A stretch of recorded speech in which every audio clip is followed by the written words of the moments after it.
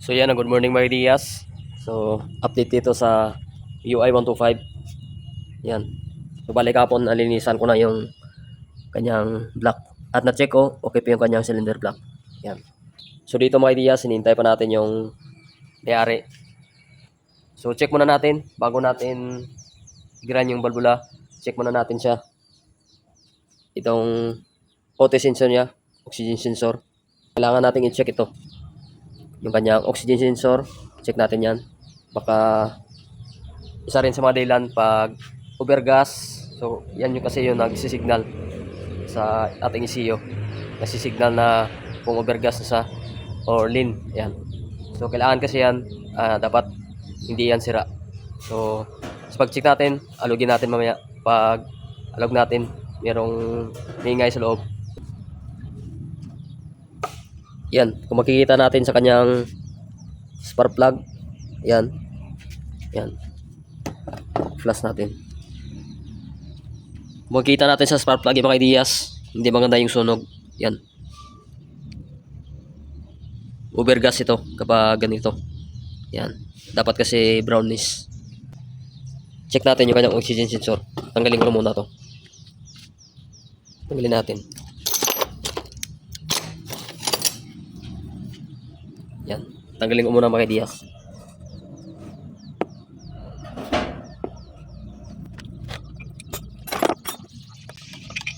Tanggalin natin.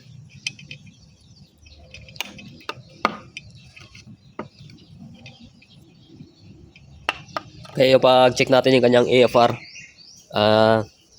hindi maganda yung reading niya. Minsan nag-steady lang siya. Hindi siya nag-read. Uy, confirm. Ayan. Nabiyak yung sa loob niya. Ayan, kung makikita nyo. Ayan. May ingay na siya. Yan, sa nakita. Yan. Makikita nyo mga ideas, yan. Merong yung sa loob niya. Yan, biyak.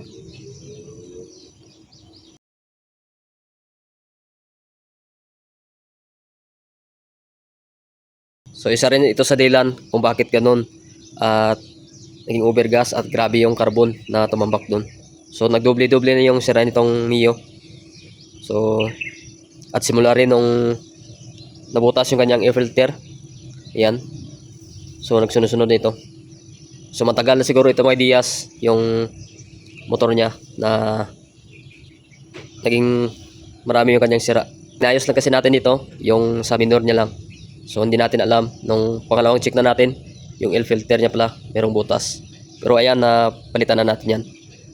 So kailangan itong palitan mga ideas at check natin ulit sa ating FX tool kapag ma-assemble na natin to. Palitan natin ito. Yan.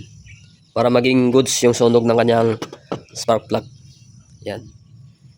Overgas, may itim. Sa balbula niya, so nadubli. Pati yung kanyang balbula. Ayan. Kaya tumirik na lang yung kanyang motor. So maganda na sana yung minor at maganda yung ano niya. So last na lang siguro kapon. At pag-impact ng ano niya dito, yan, hindi na sumandar. At sobrang nipis na ng balbula. So gagray lang tayo ng balbula mamaya. Ito mga ideas, papalitan ito. Oxygen sensor. So bali ito mga ideas, nagray na natin yung kanyang balbula. So hindi lang natin pinakita. At nakasago lang na brand ang pinet namin. Kasi dito sa aming lugar, wala gaano mabili na genuine. So mambutin lang merong isang shop dito na nagbibenta. Ayan. Nakasago. So nagray na natin yung balbula. Ayan. Nalinisan na natin at kapit na natin mamaya. I-leak test muna natin. So yan, sa intake mga dias, goods na. Yan. Good. Exhaust naman tayo.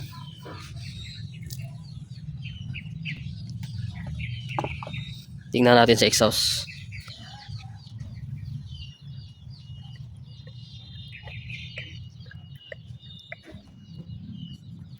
Yan, exhaust.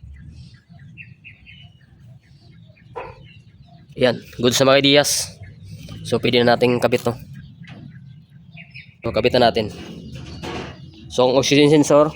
So, try muna natin to mamaya. Kung andar siya. So, tingnan natin yung kanyang minor. So, palitan to sunod. Yan. Kabit lang muna natin to. Yan.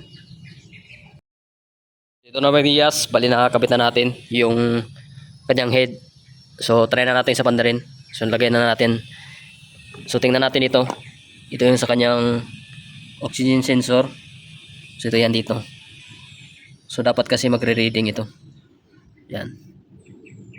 Tingnan nyo. Start natin. Nauna natin yan. Yan, under siya. Yan.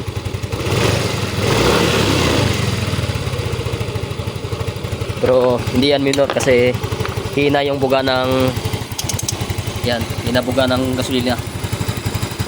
Kita nyo sa auto sensor 1 voltage.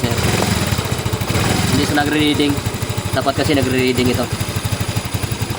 Nag-steady lang sa 33.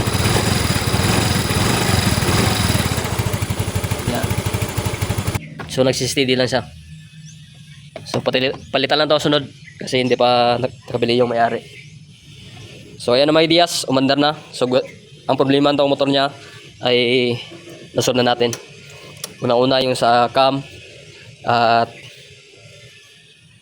pinilitan natin yung air filter at yung kanyang minor na-adjust natin at dito oxygen sensor na lang. So umandar na itong kanyang motor. Ayan. So guys, so mga ideas, update ko lang kayo pag mabili na ang oxygen sensor. Ayan. So next naman natin yung Kelex. Ayan. Ayan, na-update lang dito sa MIUI. So napandar na natin. So nag-lose compression siya.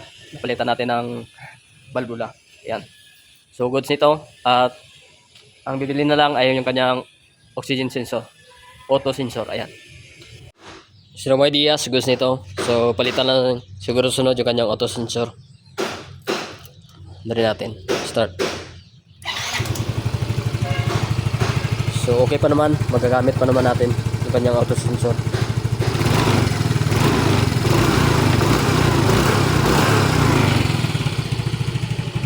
Yan. Update ko lang kayo mga ideas dito sa Mio i125.